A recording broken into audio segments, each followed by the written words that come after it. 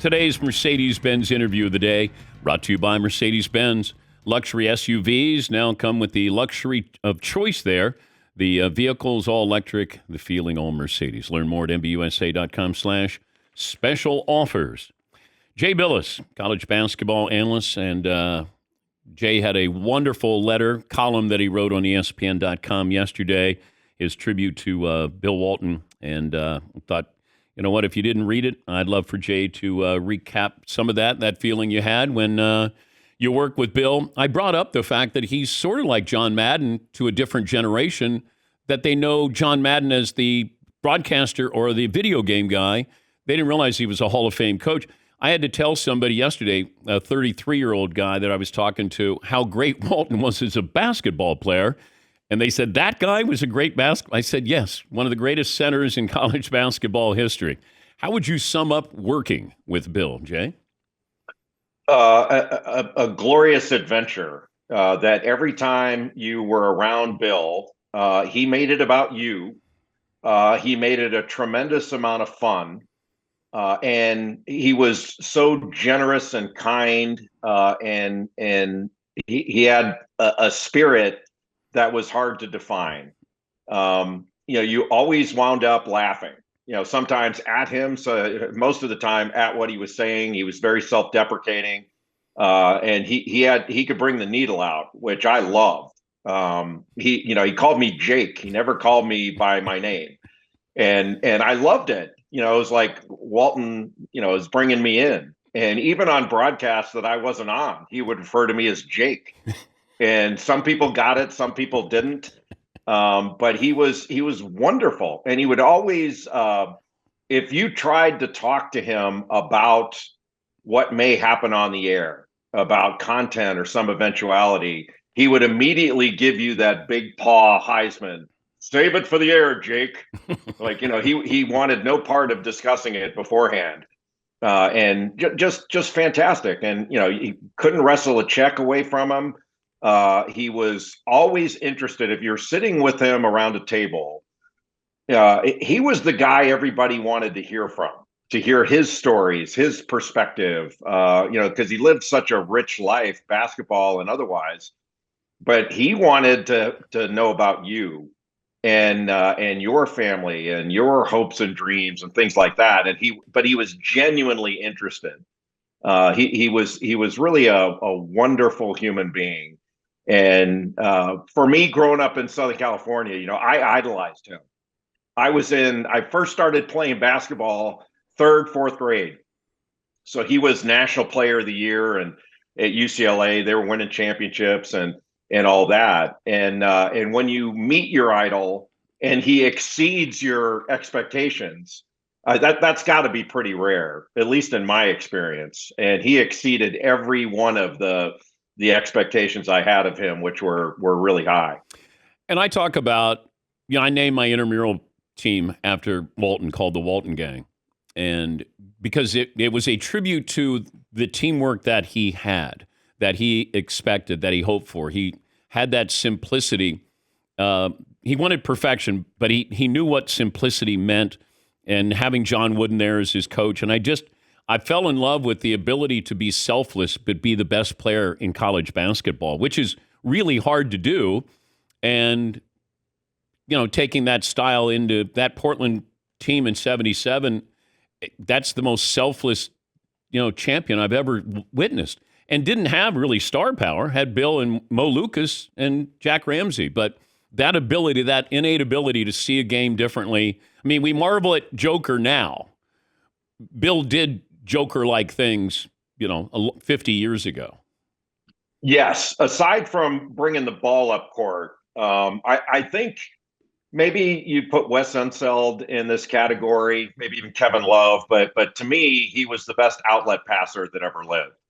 He could go up and get a rebound at or above the square of the backboard and turn in midair, and that ball was gone down court for a break.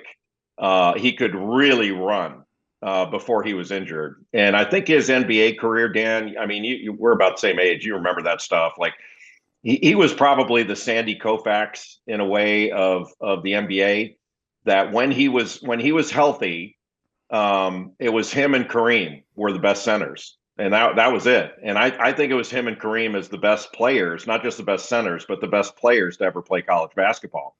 I mean, he was 86-4 in his college career.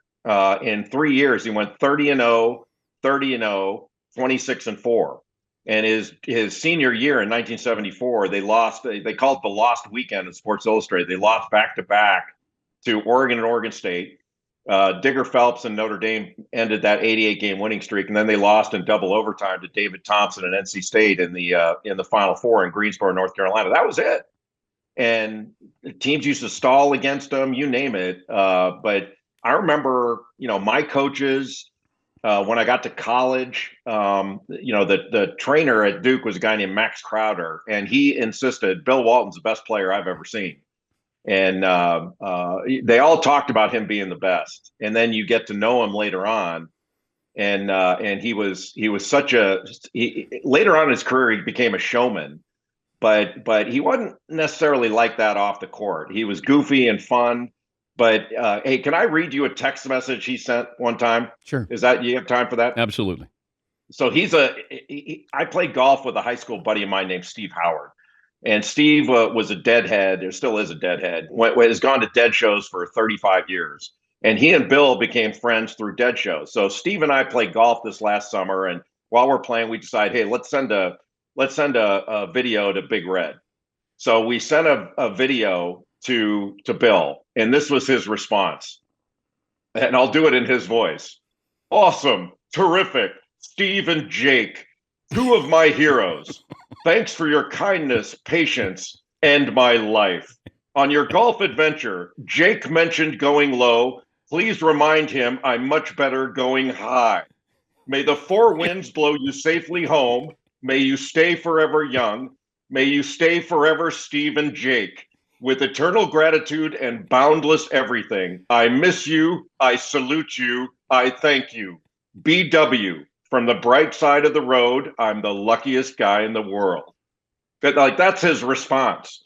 And he sent that kind of stuff to everybody. I mean, everybody that I've shared this with said, oh, they sent one back to me. They got something similar. I mean, he was one of a kind. Great to talk to you, Jay. Thank you for sharing. And if you didn't see it, please go to ESPN.com and Jay's letter to Bill Walton signed, Love, Jake. Thank you, Jay. Thank you, brother. That's Jay Bilas, ESPN college basketball analyst. And he, like me, growing up, watching Bill. First time I saw just anything about Bill was Faces in the Crowd in Sports Illustrated. Now, that was real small picture, and it have a little bit of a bio of an athlete. Could be Division I baseball player, track and field. And it said Bill Walton, Helix High in La Mesa, California. They had won 49 in a row, and Bill was going to UCLA. And I thought, all right, because I was a big UCLA fan. And couldn't play his freshman year. And then all of a sudden you saw him his sophomore year, and you go, okay, they're going to win 3 more national titles. And they won 2.